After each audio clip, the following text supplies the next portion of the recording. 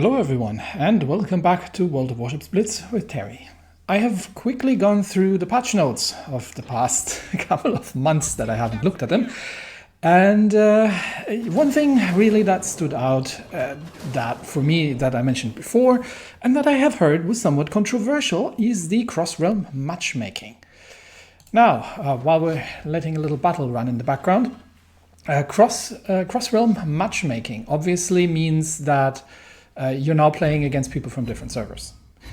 And there used to be a bit of a server meta. So I was more familiar with the Asian server and the North American server, where the Asian server tended to play more, I would say tendentially. It's not like every single game, every single player, but in tendency, people tended to camp in the rear. So it was often a lot, and you had a lot more carrier games. It was often more difficult for anybody who wasn't in a destroyer to actually fight out the front lines because everybody else was ardently refusing to get anywhere off the baseline.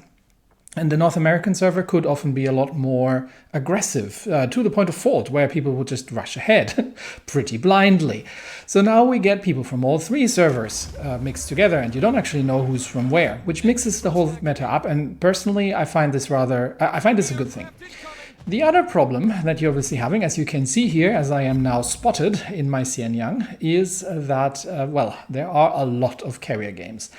A lot more than usual. And that's simply the matter of, the matchmaker, right? Because you end up getting more carriers in the queue, which means you end up getting more carriers in the games, which means you, when you're playing a destroyer, are in a much more difficult position. So, for example, that Xianyang that I'm playing here, which is technically, I would say, a stealth torpedo boat at heart, taking the center cup in this battle is rather difficult because I am spotted more or less permanently from enemy aircraft. There was a Helena shooting at me, which is a bad thing when you're in a destroyer. There were also some Jervis torpedoes coming in. And all of this happened because I was spotted. So I have to vacate that place and, put myself into a different situation. Is this going to make gameplay more difficult for destroyer captains? I would say to a degree, yes, because especially in higher tiers, now this is a tier 8 battle and these are tier 7 carriers. So the enemy carrier hasn't actually actively targeted me. If that carrier had actually targeted me, I would have had to use my first smoke screen. And being in radar range of a Helena, it's not a good thing when you're in a destroyer. So in general, let's see if he's remembering that he has radar. But I'm more concerned with that Jervis over there. And yes, the carrier is, I think, going for me, or he's trying to torpedo the Amagi. I'm not entirely. No, he's going for the Amagi. So using a smokescreen here has been effective.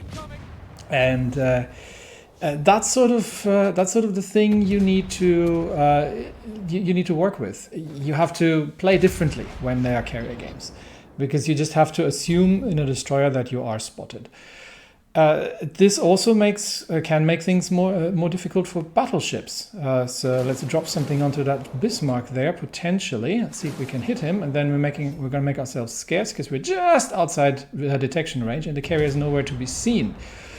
So while we get behind the island, the Helena no longer has angles at me, and now I am radared because the Helena has figured that out. I am also going to be disappearing now, so the Helena is now behind an island and can no longer harm me easily. You have to play differently. And I would say it is going to be more difficult for destroyer players with permanent detection from enemy carriers, and obviously also with the attacks from enemy carriers.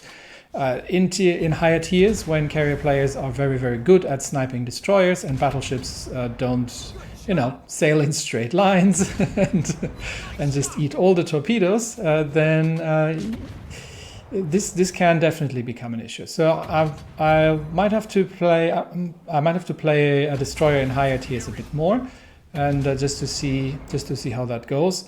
I think it's still possible to do this, but yes, it certainly became more difficult. If you're in a battleship, then and there are enemy carriers out there, then obviously you are also a prime target for perma floods and for perma fires, especially with the American carriers. I think the American carriers got a little bit buffed in one of the patch notes, if I read that correctly, which is just all around silly. Thank you, Hiryu, for taking down that Bismarck. I mean that because Bismarck gone is good, and there's a Helena over there. So yeah, I did not necessarily want to be in a position where I have to give broadside to that thing. Yeah, so yes, if you're in a battleship and you're being targeted by enemy aircraft carriers, you don't want to be exposed and alone, especially if you're in a battleship that does not have a very good anti-aircraft set. In return, it makes playing for ships with good AA actually more fun, I'd almost say. So you have these sort of builds, right, where you could, the sort of meme builds where you could go and I don't know, let's take like a Friesland or a Groningen or something like that, and actually AA spec these things, or a Worcester. And here for example, I'm looking at the carrier. See, is he dropping dive bombers on me? He's not, so he's most likely not going to drop the torpedo bombers on me either. Why? Because he is going to try to focus his damage on wherever he's shooting at, and that means I'm relatively safe. I don't have to go dodging torpedoes. These are the sort of little tricks that you can use in a destroyer to deal with situations where yes, obvious torpedoes are obvious, where you have to deal with carriers. But at the same time, yes, I acknowledge that it definitely does make that more difficult. And still, I personally think that the new matchmaking, yes, I know you have radar, and I am already running away. The new matchmaking is an absolute benefit, and in my opinion, probably the single best update that World of Warships has had in since I can remember, because it does take care of one really important problem, and that's the bots. Because if you have a larger player pool, you simply are not going to have the same amount of bot problems that you get when you have the server pools. So just to give you an example, right? I live in Australia. I play on the North American server on my personal account, which means I can only realistically get a reliable amount of actual players on the enemy team, on my team, if I play during times when the Americans are awake, which isn't quite aligning with my times here. The same on my press account, which is on the Asian server, and it makes testing and recording games, or it used to make that ever so more difficult, because I had to play at times, and Australia is pretty much at the head of the curve for the Asian server, so when it's in the morning here, playing for me was kind of pointless because there's nobody online. Now, this is a different story, because round the clock I can actually get very rarely games where I have a bot in the team. Mostly we got full teams. And that solves the absolute majority of the bot problems simply by eliminating bots from the matchmaking, which I think they were never really meant to be there in the first place as fillers. I think that was a temporary thing, intentional, from the intention, just my theory.